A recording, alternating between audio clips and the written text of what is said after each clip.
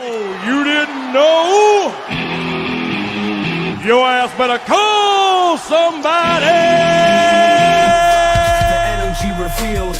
Brooklyn to Queens, reppin' both hoods. Rob and CP, keep it fire, misunderstood. Cheer 'em all loud, let the anthem flow. Mets fans unite at the pregame show. From city stand lights to the skyline greens, it's the heartbeat of Queens, the craziest dreams. Rob hype on the mic, CP's the fire spark. Together they ignite, voices light the park. Fans drift in jerseys, legacy bold. The Metropolitan story forever told. Turnstile spinning, the crowd floods the gates. This is family, no time for debates. Crack of the Batman, the roar never fades. Queens in the blood, it's how champions are made. Cheer 'em all loud, let the anthem flow. Mets fans unite at the pregame show. From city stand lights to the skyline gleams, it's the heartbeat of Queens, the craziest dreams. 7-line swagger, vibes electric and wild. Mets legacy golden since I was a child. Orange crushed skies, let the battle ignite. Ride for the home team till the last fight.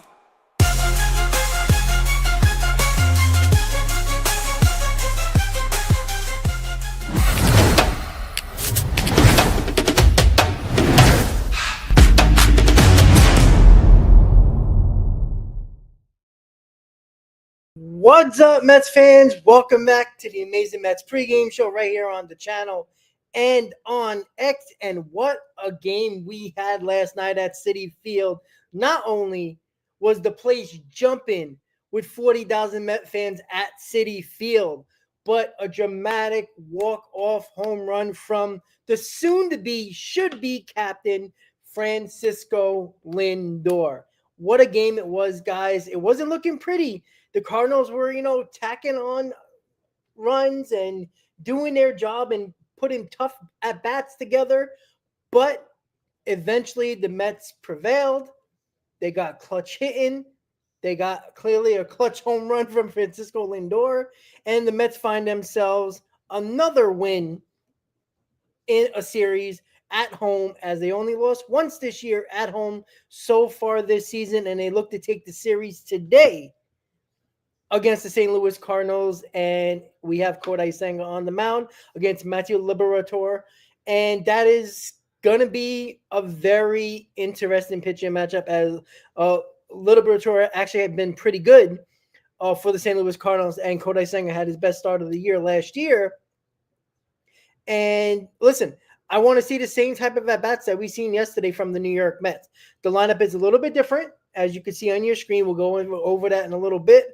But before we get started with everything, guys, make sure you hit on that like button, guys. The more likes we get during the stream, the more people are going to see this stream at the top of the list. And that's what we want, right? We want a lot going on in this stream for the pregame. And now I will be solo once again during the postgame. As you guys all know, Chris is on vacation. So he is enjoying himself right now during the holidays. And I believe next weekend as well, he will be away as well. But that's all right. I'll hold it down. You guys will hold it down in the chat throughout the pre and post games. So listen, guys, it was outstanding yesterday. Just the vibes around the ballpark, right? The Mets fans giving Juan Soto a standing ovation, and he came through with the RBI single. That was awesome. Mark Vientos, back-to-back games, back-to-back home runs. And that pitch that he hit was a high fastball that he turned on. That was high and inside, and he turned on it and was strong enough to get it over the left field wall. You've seen a lot of good things. You also seen Tyrone Taylor with the triple, bringing in Brett Beatty. Brett Beatty had a couple of hits. He looked good. Everything is just coming together slowly but surely. Even though the Mets are winning, there has been some issues with the offense that we've been talking about over and over and over again. But little by little, you see, I'm sorry, I just hit the button on one of the replays for the Mets game. I'm sorry about that, guys. Let me just shut it off. I apologize for that. Yeah, so that's exactly what I want to see. I want to see better at-bats. Lindor had better at-bats. Soto had better at-bats. Pete Alonso has been doing what Pete Alonso has done all season. Brandon Nimmo, all right, we'll have a conversation about Brandon Nimmo. But Mark Vientos is finding his swag a little bit more with the home runs. You got Marte in the lineup today as the DH. Luis Torrens, what a big hit to take the lead in the 8th inning before Yoasker Brazaban gave up the home run and to tie the ball game in the 9th, but it ended up putting together a situation where you were able to have a walk-off. And I know everybody was thinking about, all right, Juan Soto, it's going to be Juan Soto coming to the plate to win the ball game. We all thought that. I think people were waiting for Juan Soto to come up. And just the pure excitement and the shock of Lindor hitting the home run, the walk-off home run, shocked everybody because everybody was anticipating, all right, maybe Lindor will get on somehow. They don't, no, I don't think anybody thought about a walk-off from Francisco Lindor because everybody was so focused on Juan Soto coming up in probably the biggest moment in the first 20 games of the season for Juan Soto. And everybody was thinking, all right, Juan Soto's going to come through here. He's going to walk it off, all that. And then all of a sudden Lindor says, you know what, hold my beer.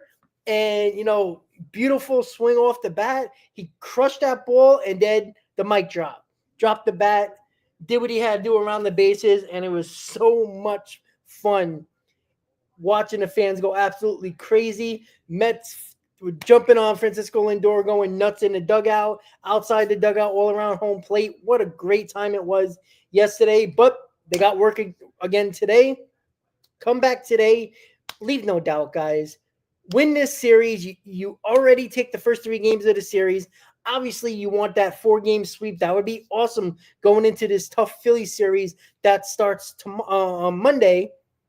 And you go from there, right? You got to win series. That's the most important thing. If you could take 3 out of 4, that's awesome. But again, if you win today, you got to get a little bit greedy for tomorrow, with Clay Holmes on the mound. You got to get greedy. And that's something that I want to see the Mets. I want the Mets to be hungry. That's what I want. I want them to be, I want to take this and take it away. And I agree, Jesse. It gave me chills as well. Right? I was late in the night. I was just about to go to work before Lindor hit that home run. So I was like hanging on. I was like, damn, I got to go to work. I'm like, nah, I got to watch this.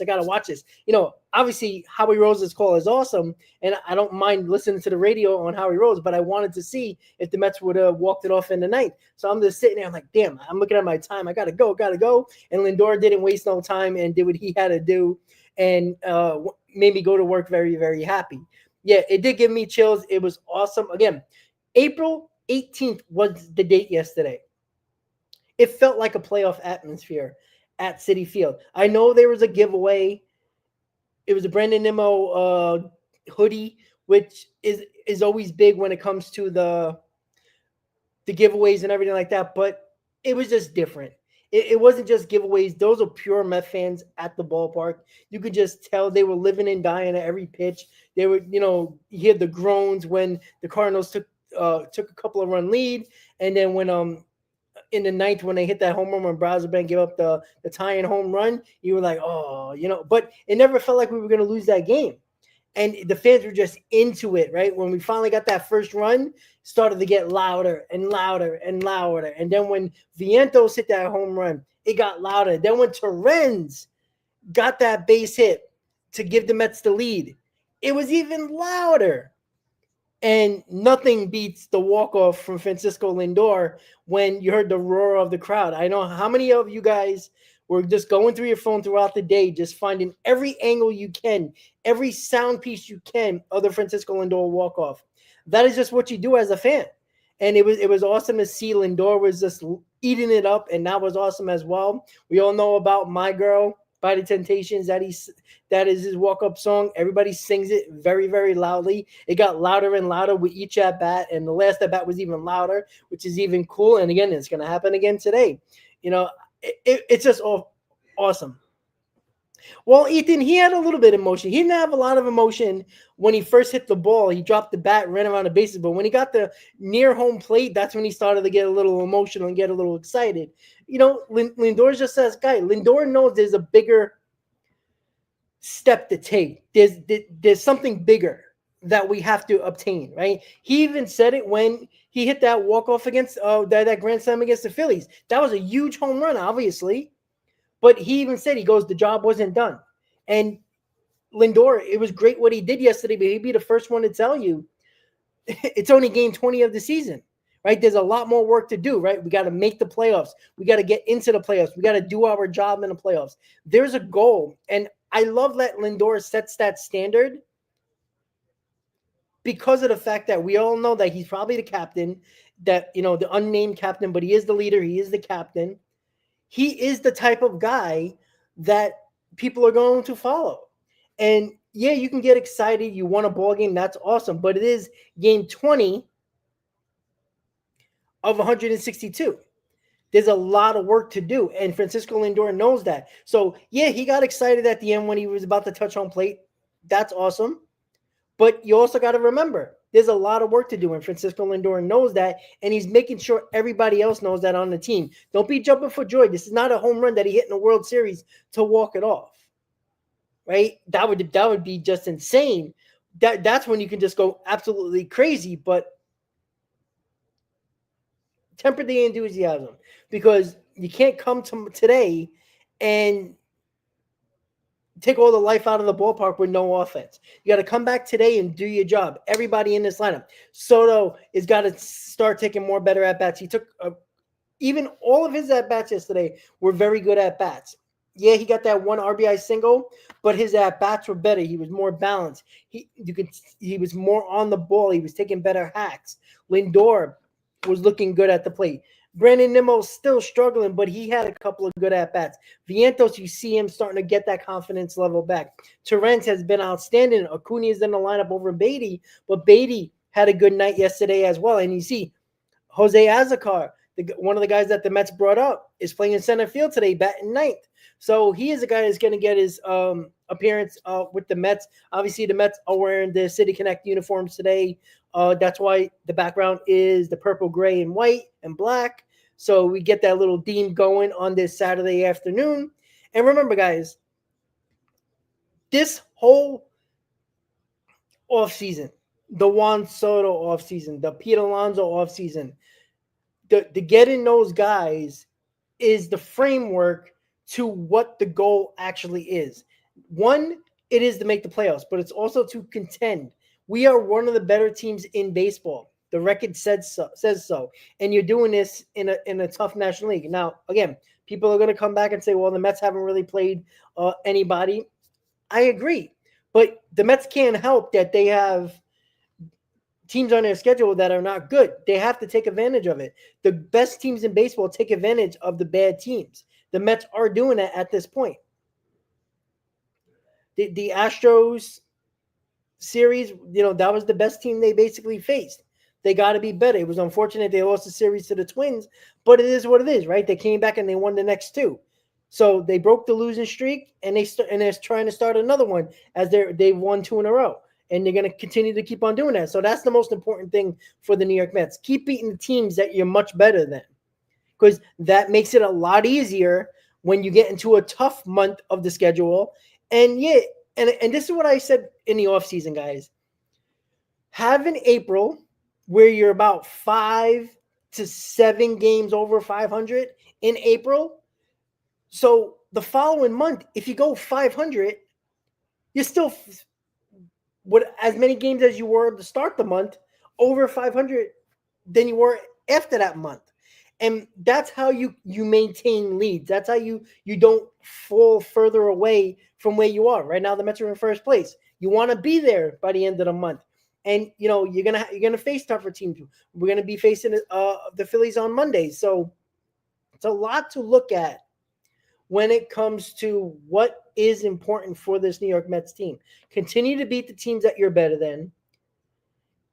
And when you face the teams like the Phillies, like the Dodgers, like the Padres, like the Diamondbacks, et cetera, the teams, you got to continue to play well. Because, again, there's going to be a stretch where the Mets don't play well, and that's okay. But, I mean, honestly, they're 13-7. Have they really played well all around baseball, from offense to pitching as a whole? Not together. The pitching has held it down throughout the season so far, but the offense have been a hit or miss. So they haven't been playing to what we all believe can be their peak. And they're still 13-7. They're still 6 games over 500. So that is the most important thing to realize, is that the Mets aren't at their best with a couple of injuries. One is their ace of the staff in Sean Manaea. One is their middle of the rotation guys in Frankie Montas. You don't got your starting catcher. You didn't have your starting second baseman. Both of those guys, in Alvarez and McNeil, could be back, if not tomorrow, beginning of this Philly series. So they're both going to be back as well. So the Mets are playing well despite not playing great. They're getting healthier. And we still got, 10 games or so left this month where we can take full advantage of teams that we're better than. And we can look at the schedule right here, guys, and I'll pull it up. Obviously we got today's game and tomorrow's game against St. Louis. We got 3 against Philly, 4 against Washington, and it's a 3-game series at the end of the month against Arizona at home. It's the last 2 days of the month and the 1st of May when you face the Diamondbacks. So you got the Phillies, and you got 4 games against Washington and 3 games against Arizona. And then you go to St. Louis and Arizona. So, and we play the Cubs, we play Pittsburgh, and then we get the Yankees in Boston back to back in the middle of May. So we have an opportunity here. We have probably about, I would say, like 15 more games before we get into the tougher stretch of the schedule in the middle of May into June, because June's our toughest month. So from the middle of May until June, that's a month and a half of tough series, tough games, tough teams. This is the moment where you got 2 weeks more of baseball before you're really getting into the nitty-gritty of the best teams in baseball, the better teams in baseball, the better teams. That's when you got to start, you still got to start winning these games. So when you get to that tough stretch, yeah, of course you want to win those games, you want to win those series, but it's not going to hurt you overall with the record if you continue to do what you've been doing in the latter part of the schedule, the lower part of the league, where you got to beat. So that's what the Mets got to continue to do. And right now they've been doing the job. And why I'm so excited about this team is that they're still not playing well, and they're still finding ways to win. That's signs of a good team. And John's saying it right now. I love that the Braves are struggling. Good. They can keep on struggling. Keep on struggling, right? They're making all the excuses under the book. Oh, they don't have Ronald Acuna Jr. We can't judge this team until Ronald Acuna Jr. They won a World Series without Ronald Acuna Jr. All right? So that's not an excuse. Spencer Strider just came back. All right? I understand that that's a big get, but they did lose Max Fried. Chris Sale is not going to have another year like he had last year. We all know that. So they got outstanding pitching last year that they weren't expecting to get. And on top of that, their offense hasn't been good this year. So I don't want to hear excuses for them. The Mets don't have Manaea. They don't have Montas. They don't have Alvarez. They don't have McNeil. And you could say, well, that's not the same of missing Strider and missing Acuna. Completely understand that. But they're supposed to be good enough all around. Again, they won a World Series without Ronald Acuna Jr. So I don't want to hear that.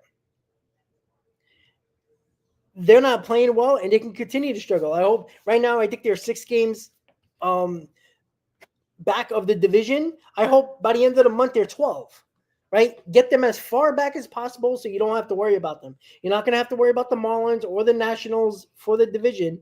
If you only have to worry about the Philadelphia Phillies, that is great for the New York Mets. So get the Braves as far back as possible, as far as they can, where they might just, protect these guys and not overplay them. I know it's only April, but still get them as far back as possible. So the Mets only got to worry about the Philadelphia Phillies for the division, because the wild card is not going to be easy to obtain with the way the NL West is playing right now. There's 4 teams in that division that are out pretty damn good. And that's a little worrisome, because you might not have the wild card to fall back on, but you worry about the division, and then, if it doesn't seem like that's going to be it, you worry about the wild card. But right now we're leading the division, and that's about it. Yeah, D-Mac, I don't think we're going to bury the Phillies. It's kind of hard to do at this point. The Braves put themselves in a big hole. I mean, even the Mets weren't even as bad. So you just got to bury the Braves. Like, let them be 10, 11, 12 games under 500 and be, 10 games back by the end of the month. And, that's a tough road. They're going to have to pay 20 games over 500 the rest of the way when the Mets play less than 500 baseball. Like, that's the turnaround that has to happen for the Braves to catch the Mets. Like, the Braves are what? Let me see. What is their record right now? Is it 5-13? What did I say? Hold on. Let's see what we got here. So they're 6-13. So there's 7 games, right? Yeah, 7 games on the 500, and the Mets are 6 games over 500. They're 6.5 games out from the Mets right now, and they've been playing 500 baseball. So again, that's a huge difference. So the Mets would have to play 6 games under 500, and the Braves have to play 6 games over 500 just to get them even. So keep on spreading that gap. And again, you can gain on your lead early on in the season if you take care of the Phillies. That's why these series against especially when you're facing a team like the Cardinals that you're better than, you should easily win this series 3 out of 4 at the very least. Sweep it would be best case scenario. But you always want to win that series prior to a very important series in your division. Because if you're going to be going back and forth with the Phillies all year, these games are going to matter. The tiebreaker can come into play. The tiebreaker came into play last year for the New York Mets when it came to the wild card. So, got to be careful what we have to do that is important with this team. And they got to continue to play well against the bad teams and do what they got to do against the better teams. And so far, they're doing their job. They just got to continue it. Ethan says, no way the Braves can do a crazy turnaround unless they use some. Yeah, Ethan, but they can though, right? If I would have told you the Mets had a terrible April, most of May, and they were 11 games under 500, you would have said the same thing. No way the Mets were going to turn around. So as much as nobody thought we could do it, people are going to say that about the Braves, but they can definitely do it. They're talented enough to do that. But the difference is the Mets are playing well. The Phillies are playing well. So again, the Braves need not only to win 6, 7, 8, 9, 10 games over 500. So they got to be a lot of games. They got to play very well, 6 to 10 games over 500 over the next month and a half. And the Mets and the Phillies have to be mediocre. Because even if they are a 500 team and the Braves are 6, 7, 8, 9, 10 games over 500, playing over, let's say the next month, it only catches the Phillies and the Mets. So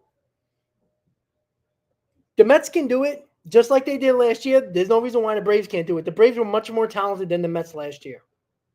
That wasn't a lie. That's a fact. So, I never thought Chris Sale was going to be as good as he was last year. Spencer Strider is just coming back from injury, so you don't know how good he's going to be over the next couple of months until he really gets into form. Acuna Jr., there was a little bit of not a setback, but they're not pushing him, so he might not be back until the middle of May, maybe even June. So there's a lot of work for the Braves to do, but you gotta take full advantage of these moments right now. The Braves aren't playing well. Put the foot on their throat. Don't mess around. Because the last thing you want to do, remember, how many games were the Mets out, the Braves were out in 2022 until they went with an insane winning percentage to catch the Mets at the end of the year and eventually took over the division in 2022. So that is the most important thing when it comes to what the Mets got to continue to do. Continue to play well. Continue to distance yourself from the Braves. And along with that, you get to face a team that's right behind you in the Phillies that, you take 2 out of 3, you know what? You gain a game overall against them. So, and again, when it comes to tiebreakers, that's important. So you got to win these series against your division rivals, especially the team that is right behind you right now. So let's see. Jay said Terrence has, and I'm trying to click on the comments, guys, but it's not working. I do apologize for that. I do see Jay Jan 300. Thank you for the super chat. I can't click on it for some reason. He says, "Let's go. Is Soto good? I hope he's happy." We all hope so too. So I'm going to read out the names for the comments just so you guys know who I'm talking about because I can't click on it. Once again, they're just killing me. Let's see. Jay says Torrens had great at bats even when he makes outs. What a steal that move was. Yep. And we paid the Yankees $100,000 for his services. So thank you, Yankees. We're taking all these former Yankees, and the Mets have been very successful. But when they were with the Yankees, they were like, barely any good. So, yeah, I agree. Torrens has been outstanding. And, it's going to be very interesting the playing time Torrens and Alvarez are going to get when Alvarez comes back, and he's going to come back any day now. So, but I think it's going to be an even split, to be quite honest with you. Alvarez has to play out of his mind to play every day, in my opinion. You can't lose the production, not just offensively, but defensively from Luis Torrens. I mean, we had so many issues with Alvarez behind the plate last year, throwing out runners, especially early on.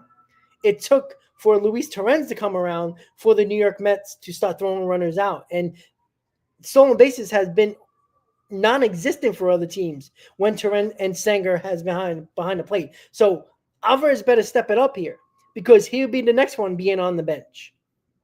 Because I don't want to, they're going to give Alvarez a shot 100%. But any type of failure, I ain't wasting my time. You got to win ball games. If you're not producing, get the hell out of here. Like Luis Torrens has been doing his job, not even just being a good backup. He's been a starter. That's how good he's been. And I would not mess around with that at all. And I think Luis Torrens is going to get a lot of playing time. I think it's going to be very even for Alvarez and Luis Torrens when it comes to playing every day. Dakota says, can we talk about Beatty is heating up? Defense and offense both firing up. I agree. He's looking better. He's hitting the ball up in the air. That's a good sign. He's driving the ball a little bit more, putting better contact onto the ball. That is nice. Got a stolen base. He's looking better, which is nice to see. He's getting a little confidence going. Even Acuna, who's playing today, he's been playing better as well. Been using his speed effectively. Has been also putting the bat on the ball more, better contact, driving the ball a little bit more. Nice to see. That's exactly what we need to see from these guys, right? They're both fighting for a position. One of these guys is not going to be on the roster very, very shortly when McNeil comes back. So both of these guys are fighting for a position, to be quite honest with you. And David Kish, I don't see Alvarez on the bench. You will see Alvarez on the bench. There is no way unless Alvarez is playing out of his mind, and that goes offensively and defensively. He has to do both because Torrens' offense and defense has been damn good. So if Alvarez is not producing, you bet your bottom dollar that Luis Torrens is going to play. Mendoza can't afford to keep playing somebody who's not producing. Especially when you have a competent backup and a very good backup who's been doing the job even more than anybody thought. So Alvarez is going to get a couple of starts. I guess when he comes up, they're going to play him. But he's better. He got to show something because prior to his injuries, the big talk was you got to get your average up a little bit more and you got to hit for more power. You can bat 230, but you got to give me 25 plus home runs. Last year, you can't have that. You're basically a backup catcher with those numbers. So Alvarez has a lot of proving to do here. By no means is Alvarez, if I consider Alvarez a top prospect anymore, that is supposed to be very good. He's got to prove it.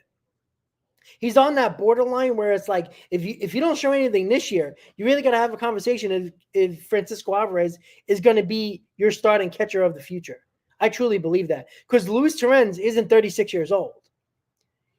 He's young enough where you can make Luis Torrens your starting catcher, and I'd be okay with that for the next 4 to 5 years over Alvarez. Because unless Alvarez shows the power that we all believe he can have and be better than what he was last year defensively, I don't think it's a contest right now, to be quite honest with you.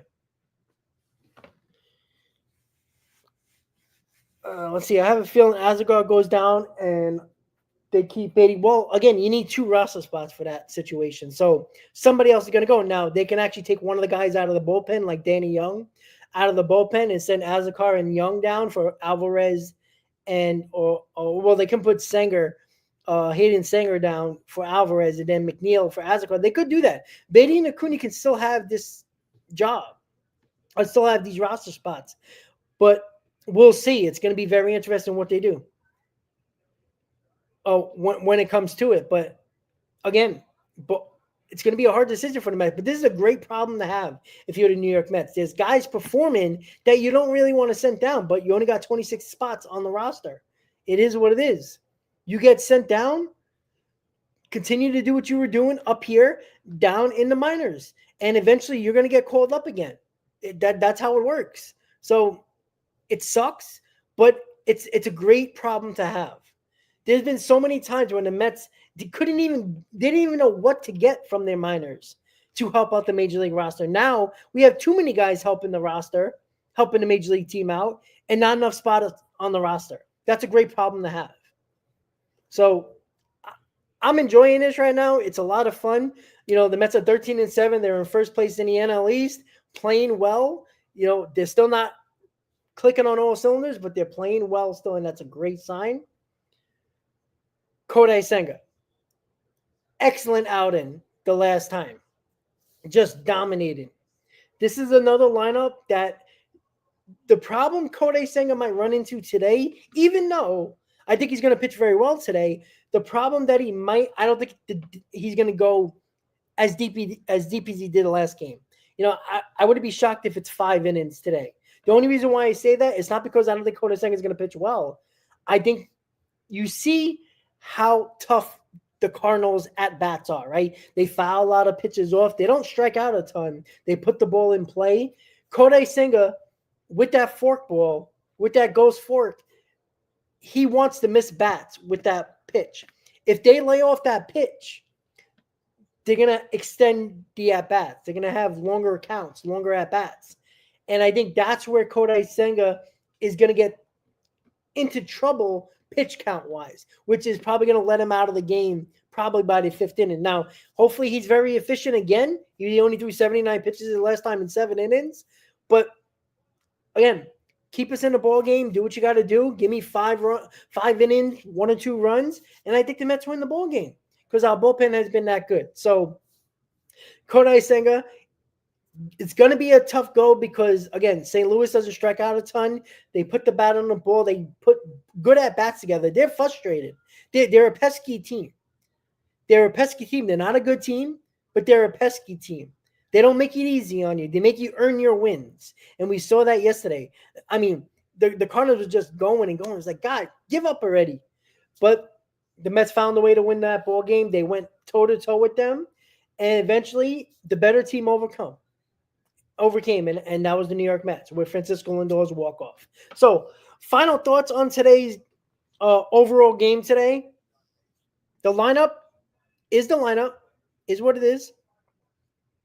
And I think I made a mistake. Let me just double-check, guys, with the lineup. I just got home from work, and I tried to put it together really quickly. I think I messed up the lineup. I did. Okay. That's my fault, guys. That's my fault. So, that lineup is wrong. So here's the official lineup. So scratch that lineup off your screen. It is Lindor, Soto, Alonso, Vientos cleaning up, playing third base. Then it's Starlin Marte, DH, and batting fifth. Brandon Nimmo, left field, batting 6th. Luis Torrens catching, batting 7th. Luis Angel Acuna, batting 8th, playing second base. And Jose Azocar playing center field and batting 9th. So that's my fault, guys.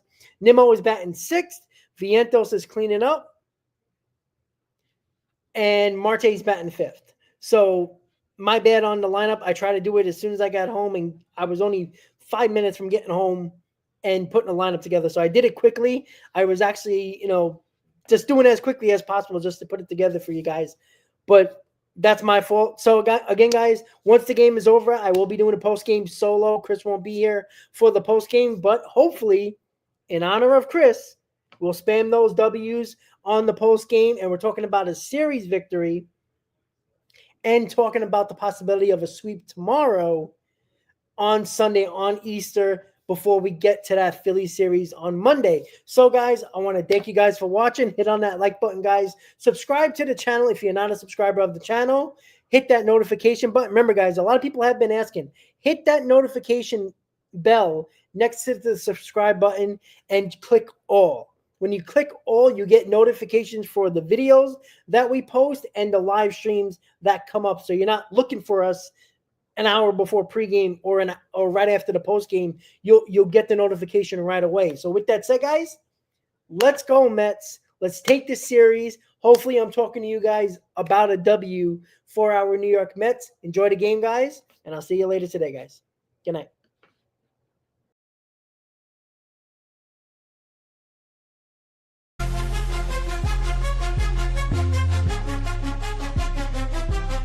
Seven train rumble, headed to the field. Orange and blue vibes, the energy revealed. Brooklyn to Queens, repping both hoods. Rob and CP, keep it fire misunderstood. Hear 'em all loud, let the anthem flow. Mets fans unite at the pregame show. From city sand lights to the skyline greens, it's the heartbeat of Queens. The